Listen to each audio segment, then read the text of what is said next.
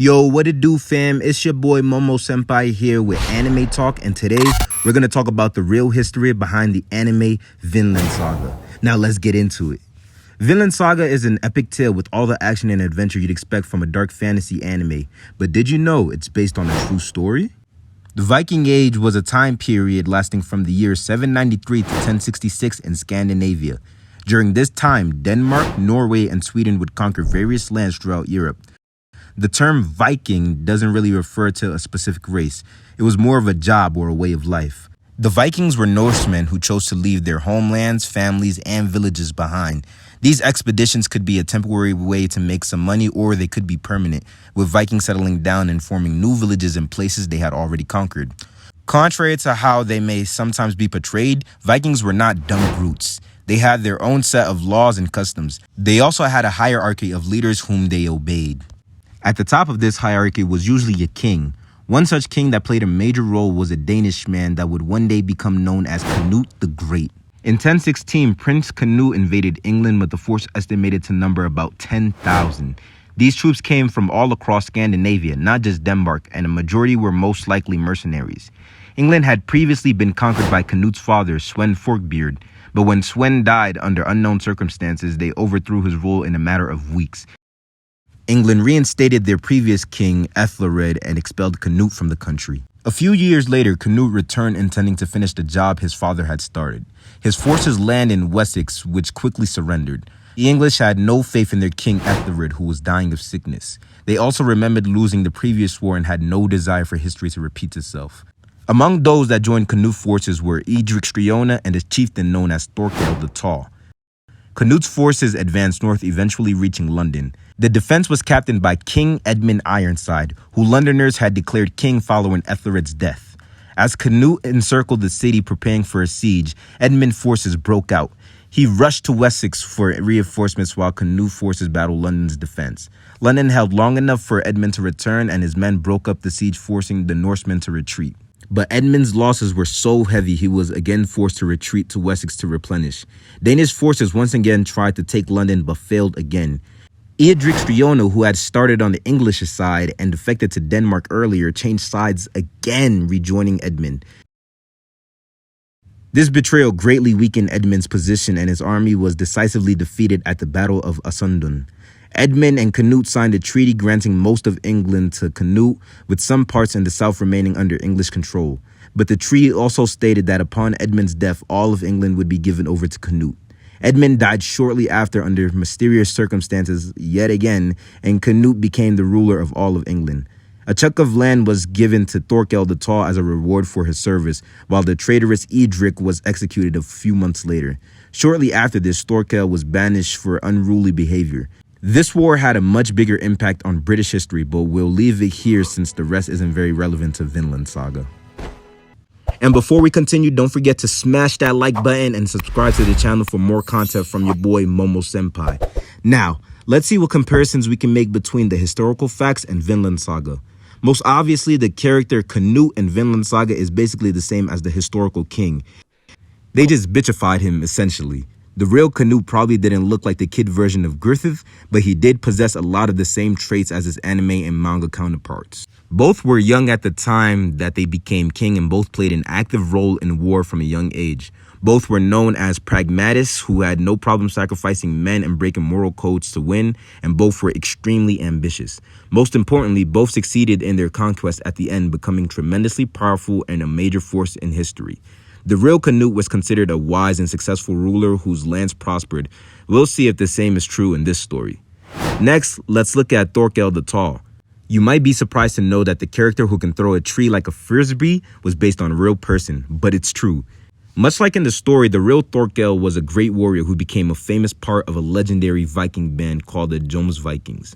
The Jomsvikings were a mercenary force who were devoted to the old ways, even during a time when Norsemen were gradually becoming Christianized.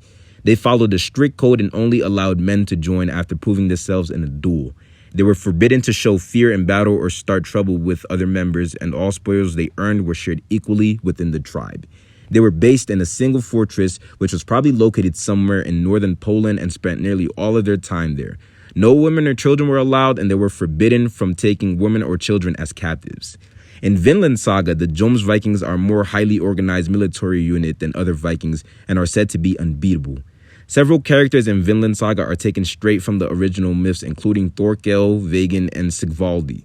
The character of Thors, however, is mostly an original creation. In real history, the Jomsvikings disbanded when their forces was destroyed by the Norwegian army in 1043.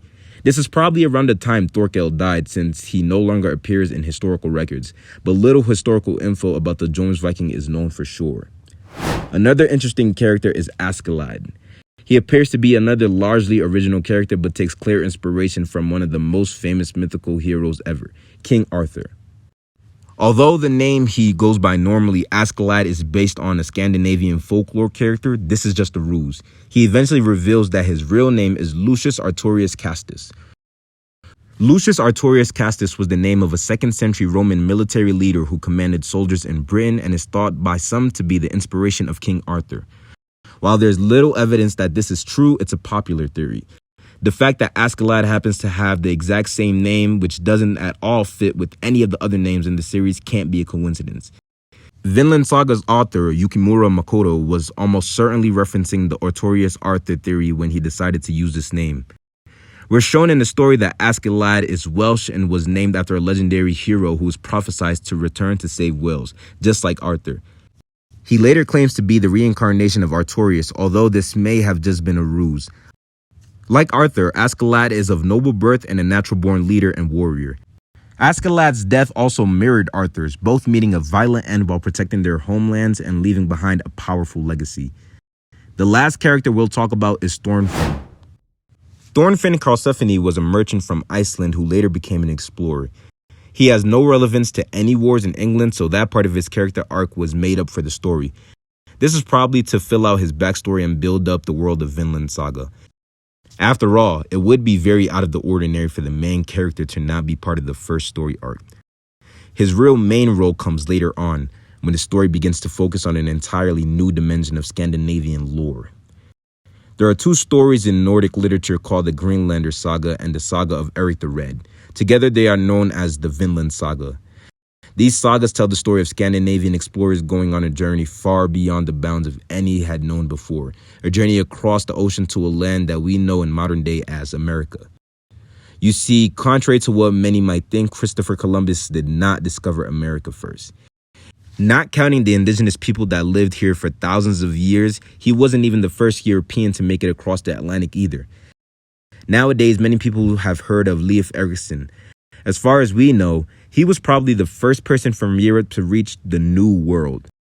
But what fewer people know is that he wasn't the only one. Shortly after Leif's first expedition, several other parties would attempt to make this journey themselves. Let's begin with a Norse farmer named Eric the Red. One day, some of his thralls, which were servants or slaves, accidentally caused a landslide, damaging a nearby farm. As punishment, the farm's owner had ordered the thralls to be executed. Eric the Red then avenged them by killing the perpetrator and the farm's owner. Eric then decided to become an explorer and set sail for Greenland. While Norsemen had known about Greenland for a long time prior to this, no one had successfully settled there. Eric the Red was the first to successfully do this by finding some of the few habitable areas and using his charisma to entice others to join him. According to Vinland Saga, a man named Bjarni first discovers the New World while lost at sea while trying to go to Greenland, but he never actually lands there, so it can't be debated if that really counts. The real pioneer was Ericsson's son, Leif. Either by accident or purposely following Bjarni's route, he manages to arrive at a newfound land and recognizes it has fertile land full of potential. Leif creates a lot of interest with his stories of the New World, and several more voyages are made trying to find the place that he called Vinland. One of these voyages would later be led by Thorfinn. So as not to spoil the story too much, we'll end it right there. As long as Vinland Saga continues, we can watch these events unfold in its unique narrative style. But if you didn't know the history before, hopefully we've helped to give you a better appreciation of this story and what makes it so special. It's going to be an epic journey. Thank you guys so much for sticking around. Don't forget, if you haven't already, to like, comment, and subscribe to the channel. We have more content coming on the way, and it's your boy Momo Senpai signing out. Peace.